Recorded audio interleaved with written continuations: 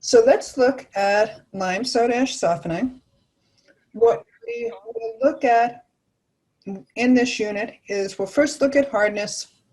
I have a hardness and alkalinity review that's on YouTube that I posted basically for 480, but it applies to what we are doing here. Some of what is on that is we will repeat here, but it's also a good review. So that if you don't remember hardness from ENE 280, it's a good place to go and review. We'll look at lime soda ash softening as a process. We'll look at process configurations and design criteria, some operation maintenance, and then we'll look at stabilization and talk about the importance of stabilizing water to ensure that the water that's provided to consumers is safe and potable. We'll talk about what those problems are at that point in time. So let's look first at hardness. Hardness is a term that's used to characterize the ability of the water to cause soap scum. Those of you living in res halls may find that the water is extremely hard. Where it's extremely hard, it's predominantly due to the presence of calcium and magnesium. And these are naturally occurring minerals. They're present in the aquifer materials, but they just slowly dissolve into the groundwater. And the problem with these is they increase the amount of soap that's needed. They cause scaling on the pipe, and what you're seeing in the side of this pipe here. So this is the scale that we talk of, predominantly in this case, calcium carbonate. And these also precipitate on valves, and they cause the valves to stick. They leave stains on plumbing fixtures.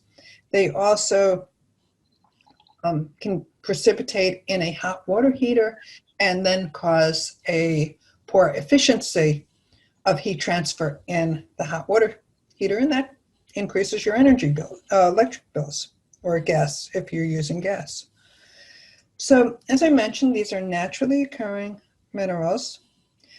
What happens is there's microbial activity that produces CO2. And that CO2 reacts, so we have produced CO2, it reacts with water, and it forms carbonic acid.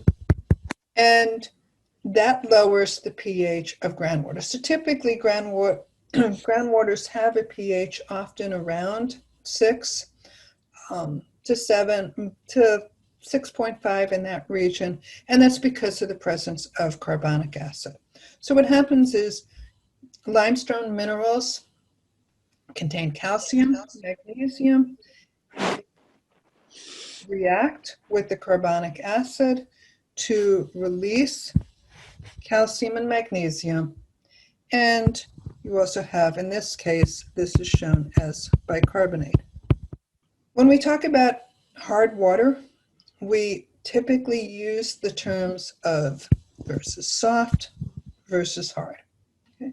So extremely soft water is water that has a hardness 0 to 50 milligrams per liter is calcium carbonate. In some of the residence halls on campus, there are point of entry ion exchange units or reverse osmosis units. These are softening units. And in that case, the water in the res halls is extremely soft. Unless they're blending, it's typically extremely soft. What we are looking to produce is water that typically has a hardness of about 100 to typically about 120 milligrams per liter, and this is as calcium carbonate. We'll talk about that in a bit. This provides some protection to the pipe. So this is the end our pipe. So this is the inside of the pipe. what we get is some calcium carbonate that precipitates along the inside of the pipe. We don't want the extent of scale formation that you saw in that previous picture, but providing some precipitate on the inside of the pipe protects the pipe from basically dissolution. In working with ENE 480, I actually went into the research complex this weekend to obtain some samples and to test the water there. And in one of the taps where water had been sitting for a long period of time, the water that came out of the tap was actually a gray color. It actually smelled of hydrogen sulfide. It had that rotten egg smell. So what we probably were getting in that pipe was sulfate reduction to sulfide and dissolution of the iron pipe. So what I was actually seeing was particles of iron. I've just sent the sample in to chemistry to be analyzed, so it'll be interesting to see what the results are there. I'll let you know. So when we talk about hardness, we talk about carbonate hardness and non-carbonate hardness. Carbonate hardness is often also called temporary hardness. And that's because if we heat the water, we'll remove the hardness, okay, or at least reduce the hardness. So if you were to measure hardness of your tap water, you would have the hardness of your tap water, but then if you measured the hardness of the hot water, it should be lower than the cold water tap, and that's because some of that temporary hardness has actually precipitated in the hot water heater. So what we typically do, okay, is that they precipitate as a calcium carbonate, and that's because calcium carbonate is actually more insoluble at higher temperature. So this is the calcium and magnesium that's associated with either bicarbonate or carbonate.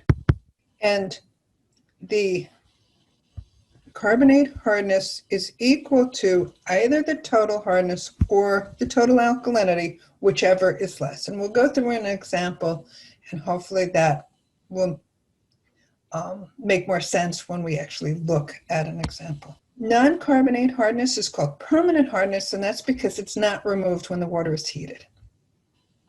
It's much more expensive to remove non-carbonate hardness. So if we can design a process to remove the carbonate hardness, but leave the non-carbonate hardness in the water, it's actually beneficial from a cost perspective. So the non-carbonate hardness is equal to the total hardness minus the non-carbonate hardness if the alkalinity is greater than or equal to the total hardness, then the non-carbonate hardness is 0. So it's that hardness that's associated with ions other than bicarbonate or carbonate. Hardness is reported in units of either milligrams per liter as calcium carbonate, parts per million as calcium carbonate. You will sometimes see it reported as grains per gallon. And to convert from grains per gallon to milligrams per liter, simply multiply by 17.1, or it can be reported in equivalents per liter or milliequivalents per liter. Typically, in the water industry, you will see it reported as milligrams per liter as calcium carbonate.